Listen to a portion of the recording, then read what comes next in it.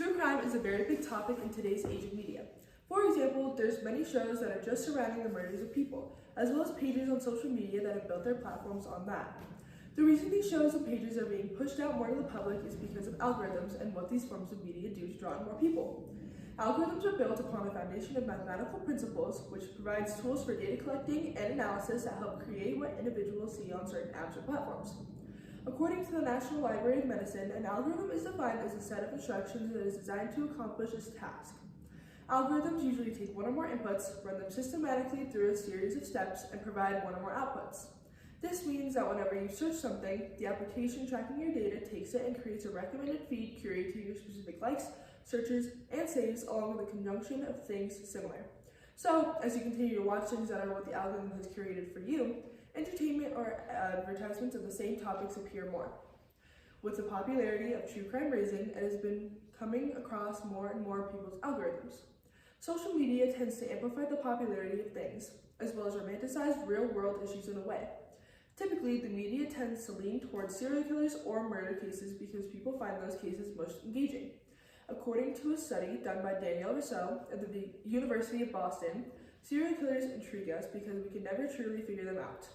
There has been a boom in podcasts, documentaries, and books delving into the cases of the worst crimes in history.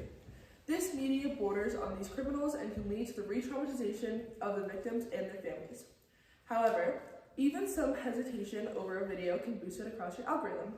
As an example here, we have a live demonstration. So here we have a social media user, a content creator, and the algorithm. Okay, content creator, you have two different types of content. A harmless, everyday video, maybe something on puppies or tiny bacon. The other type is a true crime story time, gory and entertaining. Now, social media user, please scroll through your For You page.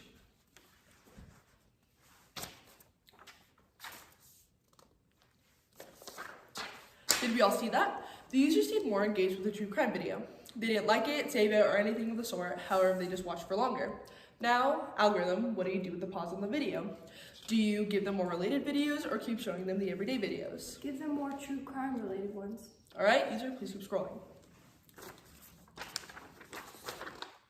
Now, the user is interacting with videos based around true crime, liking the videos that pop up. An interaction, even as simple as a hesitation or a like on one video, can lead to a person being shown more videos of the same topic, leading to the glorification and media popularity of true crime. This is very common for all media users, showing just how rapid information spreads across the internet. As we can see now, social media user is getting much more videos related on true crime. All right, thank you all very much. Now let's dive deeper into this topic. The case of John Wayne Gacy was an over 30-year-long case that consisted of the murder of 33 men and young boys in the 1970s. He was convicted of murder in the 1980s and eventually executed in 1994.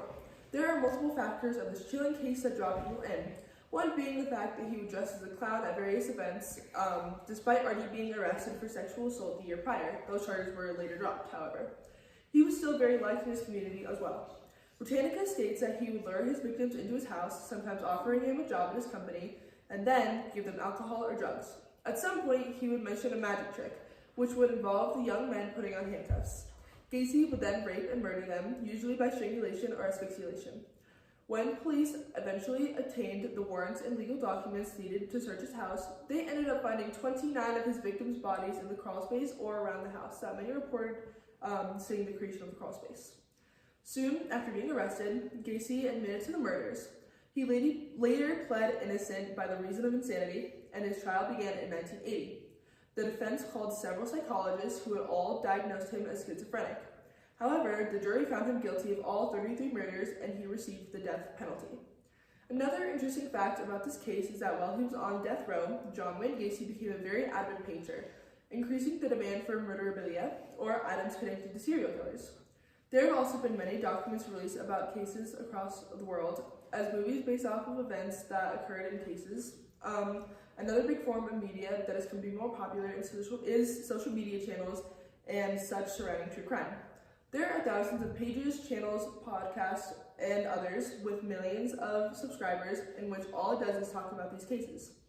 This is done in longer short-form content, and people tend to watch these videos while doing daily activities or just when they get bored. These types of videos get so many views from across the internet, meaning that the information is being spread across a multitude of people and platforms. This is also where algorithms come into play. The more that people interact with this content, the more they will find things similar. When things seem harmless, and in some cases it is, this can lead to the spread of false ideas or information about the topic, as well as creating hate, which is awfully disrespectful to the victims and their families. All in all, the media is one of the biggest ways that true crime is romanticized and glorified, and it has one of the biggest roles in amplifying the seriousness or unseriousness of these real and dangerous situations.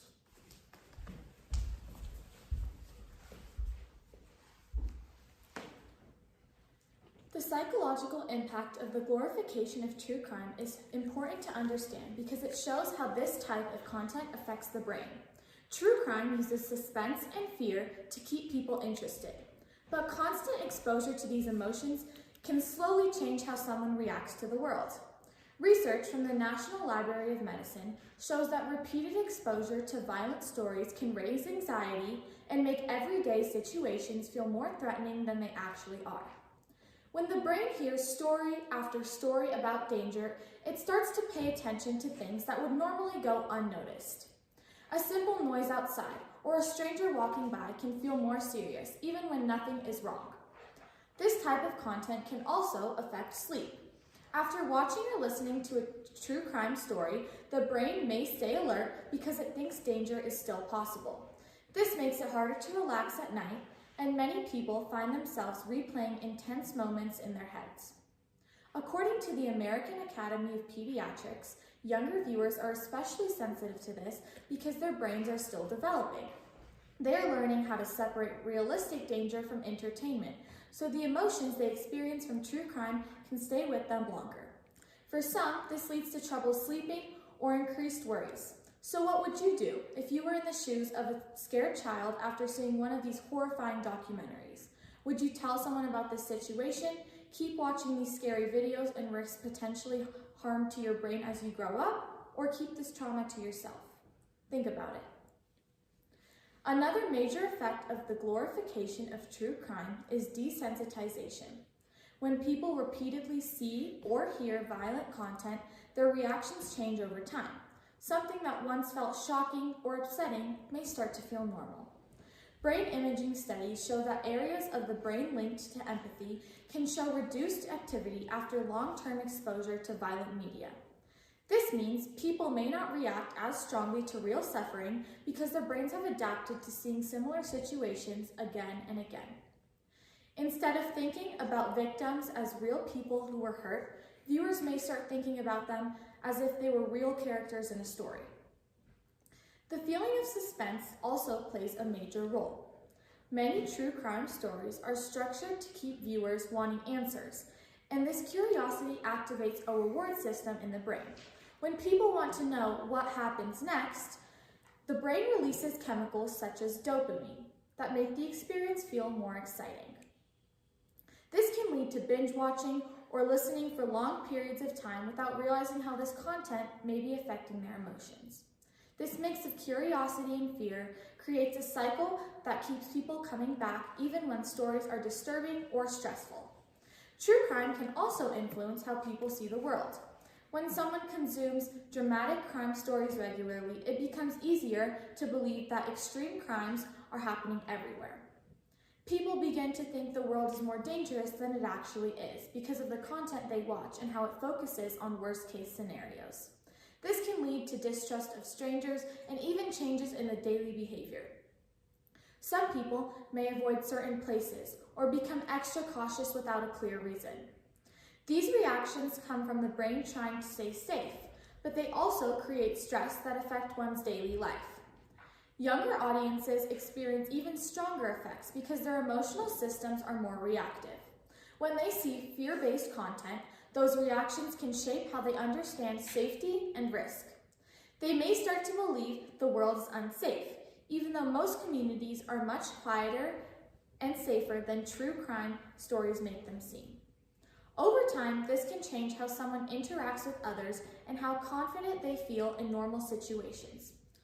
All of these effects show how powerful true crime can truly be on the brain.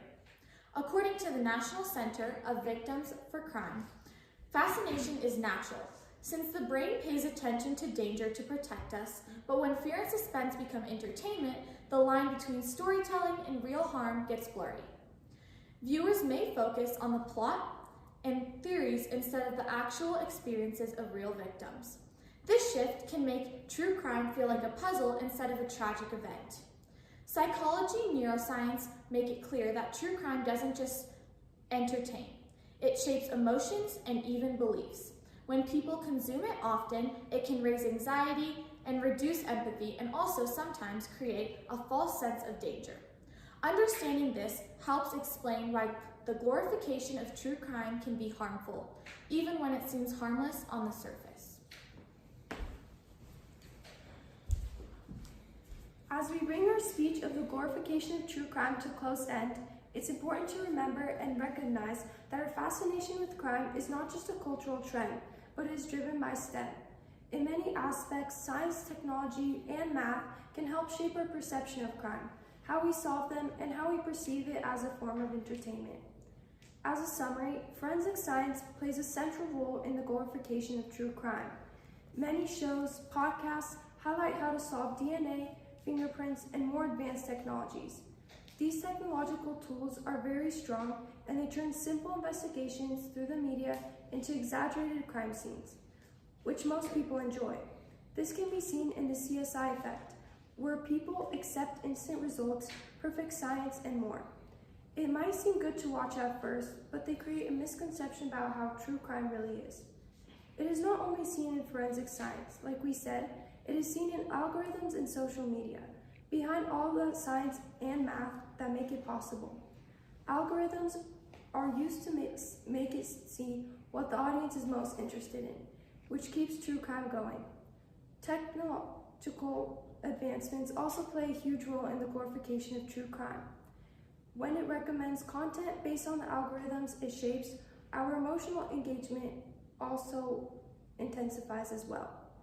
Lastly, it is important to remember the psychological and neuroscience behind why true crime is celebrated so much.